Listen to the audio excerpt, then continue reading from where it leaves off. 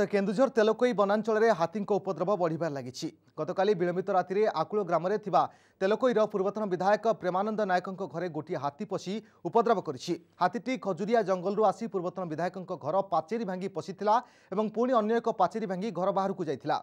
तेबे वन विभाग पक्षरु सठिक भाव निरीक्षण हेउ नथिबारु हाथी गाँ मुहां हेउतिबा अभियोग होइछि। हाथीटी आकुल ग्राम में पूर्वतन विधायक घरे उपद्रव करबा परे पाखरे थिबा बंधनझरी ग्राम में व्यापक फसल नष्ट करथिबा अभियोग होइछि। सेपटे अभियोग को खंडन करिसेंती तेलकोई वनांचल अधिकारी।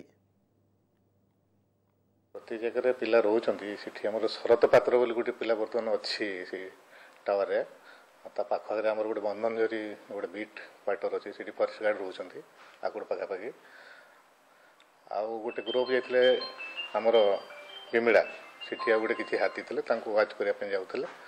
तो एमती आम विभिन्न भाग में भाग कर दिखाई आम पाक रिपोर्ट आसी बर्तमान मुझे इंस्ट्रक्शन देती इनक्वारी कर प्रकृत तथ्यटा मत देवे।